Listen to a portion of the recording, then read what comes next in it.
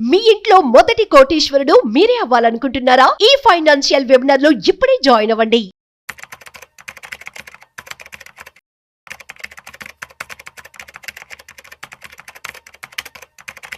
Hi viewers, India's largest digital media network Suman టీవీకి స్వాగతం. ప్రస్తుతం మనతో ఉన్నారు చార్టర్డ్ వెల్త్ మేనేజర్ రమా రాజేష్ గారు.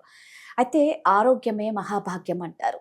సో ఆ ఆరోగ్యాన్ని కాపాడుకోవాలంటే మనం ప్రాపర్ ఫుడ్, కరెక్ట్గా ఎలాంటి ఫుడ్ తీసుకోవాలో అంతకు మించి హెల్త్ ఇన్సూరెన్స్ అనేది చాలా ఇంపార్టెంట్.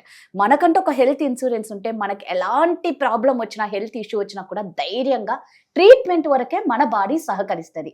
ఫైనాన్షియల్గా మనం భయపడిన అవసరం లేదు. అయితే ఈ హెల్త్ ఇన్సూరెన్స్ గురించి చాలా మందికి అనేక రకాల డౌట్స్ ఉంటాయి. ఎంత ఇన్వెస్ట్ చేయాలి, ఎక్కడ కరెక్ట్ పర్సన్ని కలవాలి, అవన్నీ రమా రాజేష్ అడిగి తెలుసుకుందాం. నమస్తే రమా. నమస్తే. సో ఆల్రెడీ నేను ఇంట్రోలో చెప్పేసా. అయితే అందరూ ఎవరు చూసినా 10లో ఒక 5 మందే హెల్త్ ఇన్సూరెన్స్ తీసుకుంటారు, 5 మంది తీసుకోరు. మెయిన్ థింగ్ ఏంటంటే ఎలాంటి ఇన్సూరెన్స్ ఎంత పెట్టి తీసుకోవాలి, ఎంత మనం ఇన్వెస్ట్ చేయాలి ఇన్సూరెన్స్ లో.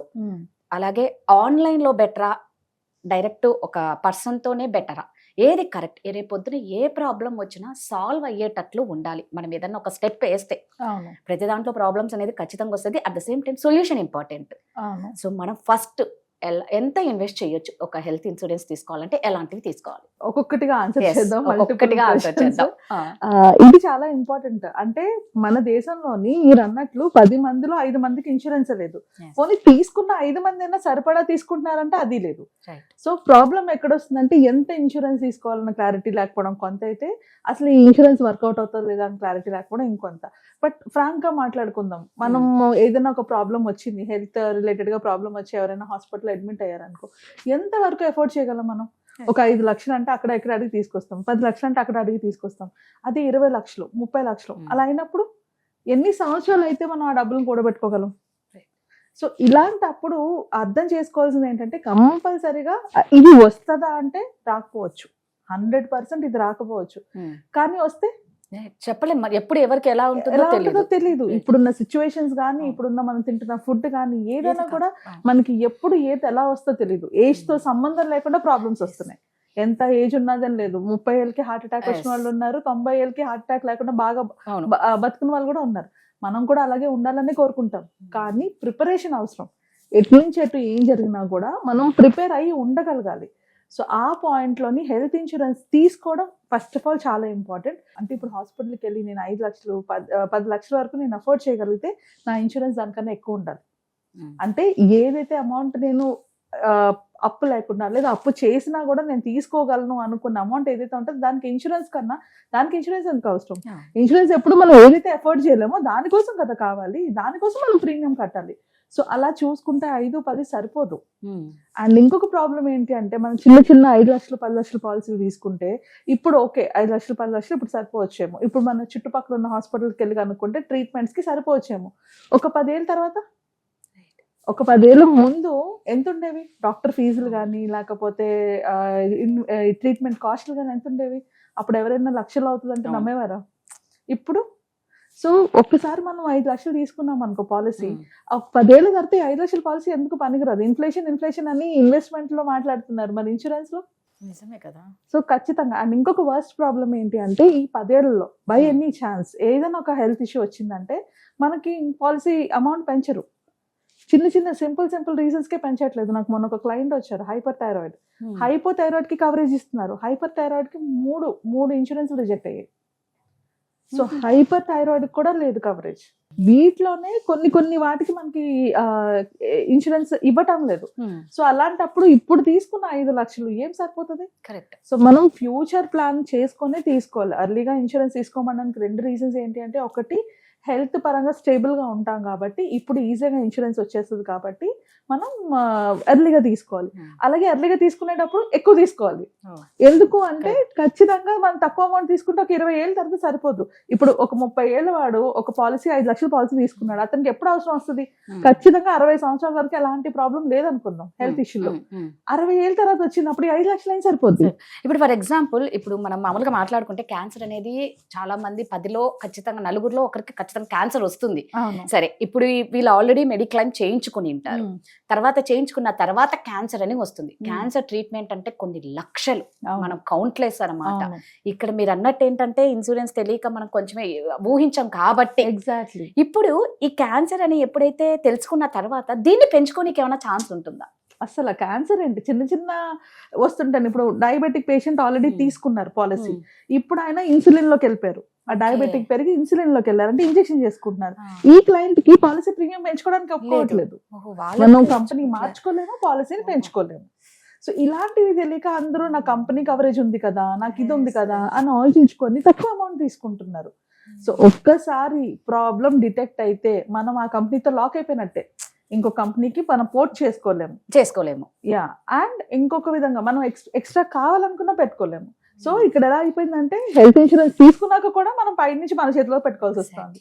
సో దానికన్నా బెటర్ ఏంటంటే మనం ఏదైతే ఎఫోర్డ్ చేయాలో దానికి ప్రీమియం కట్టుకొని తీసుకోవడం బెటర్ కదా. కరెక్ట్. సో ఇప్పుడు ఇంకొక అడ్వాంటేజెస్ ఏంటంటే హెల్త్ ఇన్సూరెన్స్ చాలా కంపెనీస్ మనకి క్లెయిమ్ చేసుకోకపోయినా, క్లెయిమ్ చేసుకున్నా కూడా నెక్స్ట్ ఇయర్ కి అమౌంట్ పెంచుతున్నాయి. ఓకే. సో ఒక 600% వరకు అని 500% వరకు అని అట్లా పెంచుతున్నాయి. క్లెయిమ్ చేసుకోకపోయినా.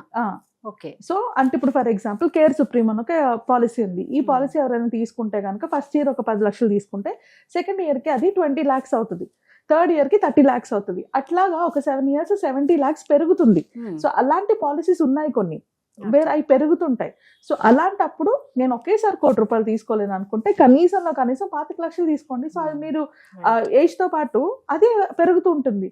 బట్ మినిమం 1 కోటి రూపాయలు అయితే అవసరం ప్రతి ఒక్కరికి. ఎందుకంటే మనం సింగిల్ పాలసీ తీసుకోవట్లే, ఫ్యామిలీ పాలసీ తీసుకుంటాము. సో ఒకేసారి కోవిడ్ టైంలో ఫ్యామిలీలో అందరికీ వచ్చినప్పుడు ఏం చేసాం?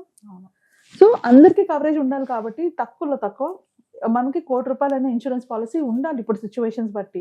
సో నువ్వు ఎంత ఎఫర్డ్ చేయగలవు, ఇక్కడ రెండో క్వశ్చన్ ఏంటంటే నువ్వు ఎంత ఎఫర్డ్ చేయగలవు అనేది ఇంకా ఇంపార్టెంట్. ఇప్పుడు నేను 1 కోటి రూపాయలు ఎఫర్డ్ చేయగలను, కానీ నేను 25 లక్షలు తీసుకుంటాను అంటే తర్వాత ఫ్యూచర్లో ఏమైనా ప్రాబ్లం వస్తే.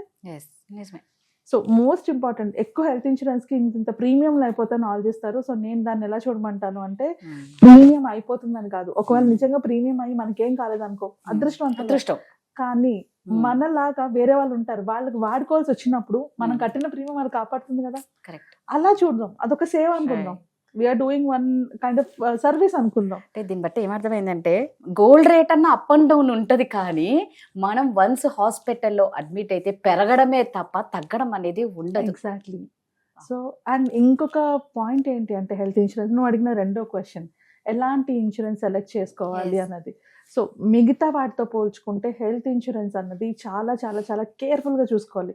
ఇంకే ఇన్సూరెన్స్ అయినా, ఫర్ ఎగ్జాంపుల్ టర్మ్ ఇన్సూరెన్స్ ఉంది, అది ఒక్కసారి క్లెయిమ్ చేస్తాం, 10 సార్లు క్లెయిమ్ చేయం.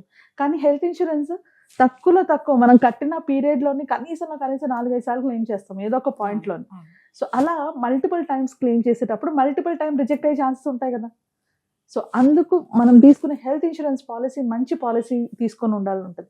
And at the same time అడిగే కదా ఆన్లైన్ లో తీసుకుంటే ఏంటి, బయట తీసుకుంటే ఏంటి. ఇప్పుడు ఆన్లైన్ లో తీసుకుంటే ఏదైనా ప్రాబ్లం వచ్చింది అనుకో, ఎవరు కనెక్ట్ అవుతాం? ఎస్పెషల్లీ పానిక్ సిచ్యువేషన్ లో ఉంటాం. మన ఫ్యామిలీ మెంబర్స్ ఎవరు హాస్పిటల్లో ఉన్నారు, వాళ్ళు చూసుకుంటామా, వాళ్ళకి ధైర్యం చెప్పుకుంటామా, వీళ్ళతో ఫోన్లు మాట్లాడుకొని వీళ్ళతో చెప్పుకుంటామా, చాలా క్వశ్చన్స్ ఉంటాయి ఆ టైంలోని. వాళ్ళు స్టార్టింగ్ ఫుల్ మనకి అప్రూవల్ ఇచ్చారు, అప్రూవల్ ఇవ్వకపోతే ఇస్తారో లేదో తెలీదు, కొన్ని సిచ్యువేషన్స్ లో ఇస్తారో లేదో కూడా మనకు తెలియదు. సో అలాంటప్పుడు మిగతా డబ్బులు నేను అరేంజ్ చేసుకోవాలా ఏంటి అన్న టెన్షన్ ఒక పక్క ఉంటది, ఇంకో పక్క మనిషి అక్కడ అలా ఉన్నారని దాని మీద ఉంటది. సో ఇవన్నీ ఈజీ కాదు. అందుకని చాలా ఇంపార్టెంట్ ఏంటంటే హెల్త్ ఇన్సూరెన్స్ దగ్గర అస్సలు కొత్త పడకూడదు, మంచి కంపెనీకి వెళ్ళాలి. అండ్ వెళ్ళినప్పుడు కూడా 1-2 ఇంకే డాక్యుమెంట్ నేను చదవమని చెప్పాను, కానీ హెల్త్ పాలసీ మీ దగ్గర ఉన్న డాక్యుమెంట్ మాత్రం ఒక్కసారి కంప్లీట్ గా చదవండి. దాంట్లో ఉన్నాయి ఏం లేవు. అండ్ మీ చుట్టుపక్కల ఉన్న హాస్పిటల్స్ లోకి వెళ్ళి కనుక్కుంటే, ఇప్పుడు అందరూ హైదరాబాద్ లోనే ఉంటారు, హైదరాబాద్ లో ఉన్న వాళ్ళకి ప్రతి ఇన్సూరెన్స్ కంపెనీ నుంచి నెట్వర్కింగ్ ఉంటాయి. బట్ కొందరు ఊర్లో ఉంటారు, వాళ్ళ చుట్టుపక్కల ఉన్న హాస్పిటల్లో ఏది ఎక్కువ అవుతుంది అంటే ఫాస్ట్ గా వాళ్ళు క్లెయిమ్ సెటిల్మెంట్ ఏం చేస్తున్నారు అలా చూస్ చేసుకోవాలి. అలా చూస్ చేసుకుంటే మనకి ప్రాబ్లం వచ్చినా కూడా ఆ కంపెనీలో పెట్టాం కాబట్టి ప్రాబ్లం ఉండదు. సో రీసెంట్ గా ఒక క్లయింట్ నా దగ్గర చెప్పారనమాట, ఆయన ఒక పాలసీ తీసుకున్నారు ఒక కంపెనీ నుంచి, ఇన్సూరెన్స్ కంపెనీ నుంచి. ఆ పర్టికులర్ హాస్పిటల్ కి వాళ్ళకి టైఅప్స్ బాగలేవు. సో బాగోకపోవడం వల్ల వాళ్ళు రిజెక్ట్ చేస్తున్నారంట పాలసీస్. అండ్ ఈ పర్టికులర్ హాస్పిటల్ వాళ్ళు కూడా ఏమంటున్నారంటే వాళ్ళకి మాకు టైప్స్ బాగలేదు, వాళ్ళకైతే మేము ప్రాసెస్ చేయమని చెప్తున్నారు. ఇప్పుడు ఆ క్లయింట్ పరిస్థితి ఏంటి? మరి ఎలా? సో బేసికలీ ఇక్కడ ఏం చేయాలంటే మేము మాట్లాడాం, వాళ్ళతో మాట్లాడిపించాం, ఈ కేసుకి ఇట్లా అలా కుదురుతుంది, వీళ్ళకి ఆల్రెడీ పాలసీ ఉందని. ఇది ప్లాన్డ్ కాబట్టి మనకి పర్వాలేదు, అదే అన్ప్లాన్డ్ అయితే కరెక్టే కదా. సో అందుకని మన చుట్టుపక్కల ఉన్న నెట్వర్కింగ్ హాస్పిటల్స్ లోని ఏది బాగుంది అన్నది ఒకటి కన్సిడర్ పెట్టుకోవాలి. ఒక ఏజెంట్ కానీ అడ్వైజర్ కానీ వాళ్ళ ద్వారా తీసుకుంటే ఇలాంటి సిచ్యువేషన్స్ లో హెల్ప్ఫుల్ గా ఉంటారు. అట్లీస్ట్ మీరు మీ హెల్త్ మీద మీ పర్సనల్ ప్రాబ్లమ్ తో ఉంటే వాళ్ళు దీనికోసం ట్రై చేయగలుగుతారు, కనెక్ట్ అయ్యి వాళ్ళు మాట్లాడగలుగుతారు, మీకు ఆ బర్డెన్ తగ్గుతుంది కదా. ఏజెంట్ మాత్రం ఎందుకు చేస్తారు? అలా చేస్తే ఇంకో 4 రిఫరెన్స్ ఇస్తారనే కదా. అంతే కదా. అవును. సో వాళ్ళేమి మనకు వచ్చి సాయం చేసేస్తారు నేను చెప్పను, వాళ్ళ స్వార్థం కూడా వాళ్ళకి ఉంటుంది. ఏంటి, ఒకవేళ నేను వీళ్ళకి పర్ఫెక్ట్ గా సొల్యూషన్ ఇస్తే నాకు ఇంకో 3-4 ఇస్తుంది, అది మంచిదే. ఎగ్జాక్ట్లీ. సో ఆ పాయింట్ ఆఫ్ వ్యూలో అయినా వాళ్ళు మీకు హెల్ప్ చేస్తారు. కానీ పాయింట్ ఏంటి అంటే మనకి తెలిసిన అడ్వైజర్, ఇన్సూరెన్స్ మట్టుకు మాత్రం ఖచ్చితంగా మనకు తెలిసిన వాళ్ళ ద్వారా తీసుకుంటేనే ఇలాంటి సిచ్యువేషన్స్ లోని బెనిఫిట్ అవుతుంది. సో ఎప్పుడైనా ఈ 4 పాయింట్స్ చాలా ఇంపార్టెంట్. హెల్త్ ఇన్సూరెన్స్ హెల్తీగా ఉన్నప్పుడే తీసుకోవాలి. తీసుకున్నది మన చుట్టుపక్కల ఉన్న హాస్పిటల్స్ లోని ఏ కంపెనీ బాగా ఉందని తీసుకోవాలి. ప్రపంచంలో ఏదైనా బెస్ట్ ఉండొచ్చు, నీ చుట్టుపక్కల ఇది బెస్టా కాదా అది మైండ్ లో పెట్టుకొని తీసుకోవాలి. థర్డ్, ఎవరైనా ఒక ఏజెంట్ ద్వారా కానీ లేకపోతే ఒక అడ్వైజర్ ద్వారా కానీ తీసుకుంటే అవసరానికి హెల్ప్ అవుతుంది. And last and most important, ఎక్కువే తీసుకోవాలి. చిన్న అమౌంట్స్ తీసుకోవడం వల్ల యూజ్ ఉండదు. మీ కంపెనీ పాలసీ ఉన్నా కూడా ఎక్కువ పాలసీనే ఖచ్చితంగా తీసుకోవాలి. తీసుకుంటేనే అలాంటి సిచ్యువేషన్స్ లో మీకు ధైర్యం ఉంటుంది. నేను 5 లక్షలు ఏదో నామకే వాస్తే తీసుకుంటే యూజ్ ఏముంది, నాకు ఫ్యూచర్ లో దానికన్నా ఎక్కువే అవుతుంది కదా ఎక్స్పెన్స్. అలా అయ్యేటప్పుడు నేను ప్రిపేర్డ్ గా ఉండాలి కదా. సో ఇవన్నీ మైండ్ లో పెట్టుకుని హెల్త్ ఇన్సూరెన్స్ తీసుకుంటే చాలా వరకు వాళ్ళు తీసుకున్న పర్పస్ సాల్వ్ అవుతుంది. ఇప్పుడు ఆల్రెడీ జాబ్ చేస్తూ ఉన్న వాళ్ళకి కంపెనీ ఇన్సూరెన్స్ ఇస్తుంది. సరే, ఇంకే ఆల్రెడీ కంపెనీ ఇచ్చేస్తుంది కదా అని మనం ఫుర్సాత్గా ఉండొచ్చు అని కొందరు అనుకుంటారు. కొందరు ఏమనుకుంటారు అంటే కంపెనీతో పాటు మనం బయట కూడా ఏమన్నా ట్రై చేయొచ్చా, మనకి ఇస్తారా అన్న వాళ్ళు కూడా ఉంటారు. సో ఇలాంటి వాళ్ళకి ఎలాంటి క్లారిటీ ఇస్తారు? కంపెనీలో ఇన్సూరెన్స్ ఇచ్చినా కూడా బయట ఇన్సూరెన్స్ కంపల్సరీగా తీసుకోవాలి. మెయిన్ రీజన్ ఏంటి అంటే కంపెనీ ఇన్సూరెన్స్ ఆ రోజు ఏదైతే మీ లాస్ట్ వర్కింగ్ డే అవుతుందో ఆ నెక్స్ట్ డే నుంచి కూడా పనికిరాదు. మీరు ఫుల్ ప్రీమియం కట్టినా లేకపోయినా కూడా ఆ కంపెనీ వదిలేసి వెళ్ళిపోయిన నెక్స్ట్ రోజు నుంచి యు ఆర్ నాట్ కవర్డ్, అంతే. సో చాలా మంది ఏం చేస్తారంటే ఎక్కువ అమౌంట్ ఇచ్చుకొని కంపెనీలోని పెట్టుకుంటారు, తీసుకుంటారు, ఎందుకంటే కంపెనీ ప్రీమియమ్స్ తక్కువ అని. బట్ ప్రాబ్లం ఎక్కడ వస్తుంది అంటే ఒక్క కంపెనీ మానేశారు, ఆ ఇయర్ మొత్తాన్ని మీరు కట్టేశాక కంపెనీ మానేశారు, అయినా కూడా మీకు ఏం కవరేజ్ రాదు. సో గ్రూప్ ఇన్సూరెన్స్ అన్నది కంపెనీ ఉన్నంత వరకే వస్తుంది, రైట్? ఎప్పుడైతే మీరు ఇంకో కంపెనీ జాయిన్ అవుతారు ఈ గ్యాప్ లో కూడా మీకు ఇన్సూరెన్స్ కవరేజ్ ఉండదు. ఆ పాయింట్ లోని ఏదైనా యాక్సిడెంట్ అయినా ఏదైనా హెల్త్ ఇష్యూ అయినా ఏం జరిగినా కూడా డెఫినెట్లీ అది ఫ్యూచర్ లో పెద్ద ప్రాబ్లమే అవుతుంది. కాబట్టి సపరేట్ గా అయితే ఒక ఇన్సూరెన్స్ ఉండాల్సిందే. అండ్ ఇంకొక రీజన్, కంపెనీ మనం 60 ఏళ్ళ వరకే చేస్తాం, 60 ఏళ్ళు దాటిన తర్వాత కదా మనకి కావాలి. సో అలాంటప్పుడు మనకి ఇన్సూరెన్స్ ఎవరు ఇస్తారు? మనం హెల్త్ కండిషన్స్ చూసుకుంటారు, రిస్క్ ఎక్కువ ఉంటుంది కాబట్టి బయట ఇన్సూరెన్స్ ఇవ్వరు. సో కంపల్సరీగా హెల్త్ ఇన్సూరెన్స్ కంపెనీలో ఉన్నప్పుడే తీసుకోవాలి. ఇప్పుడు థర్డ్ ఇంపార్టెంట్ క్వశ్చన్ ఏంటి అంటే ఆల్రెడీ కంపెనీలో నాకు ఒక 10 లక్షలు 20 లక్షలు ఉంది, నేను బయట ఎంత తీసుకోవాలి అని. సో మీకు ఆల్రెడీ కంపెనీలో కవరేజ్ ఉంది, మీరు ఆ కంపెనీలో ఉండాలి అనుకుంటున్నారు అనుకుంటే కనుక కొంచెం తక్కువ అమౌంట్, ఒక 20 lakhs అట్లా స్టార్ట్ చేసుకోవచ్చు. ఎందుకంటే అది ఇది కలిపి ఒక 50 lakhs at any point of time మీకు వస్తుంది కదా, అలాగా. అండ్ ఇక్కడ కూడా తీసుకునే కంపెనీస్ లో కూడా పెరిగేలా చూసుకోండి, ఎవ్రీ ఇయర్ అది పెరుగుతూ ఉండాలి. అలాంటి పాలసీస్ మాత్రమే చూస్ చేసుకోవాలి. అది పెరగకుండా ఉంది అంటే ఇది 20 లక్షలు 20 ఏళ్ళ తర్వాత మీకు ఉపయోగం ఉండదు, అది కంపల్సరీగా పెరుగుతూ ఉండాలి. అండ్ ఎక్కడైనా కూడా మీకు ఛాన్స్ ఉంటే ఒకవేళ నేను కంపెనీ మానేస్తానంటే వెంటనే ప్రీమియం అమౌంట్ ని పెంచుకోవాలి.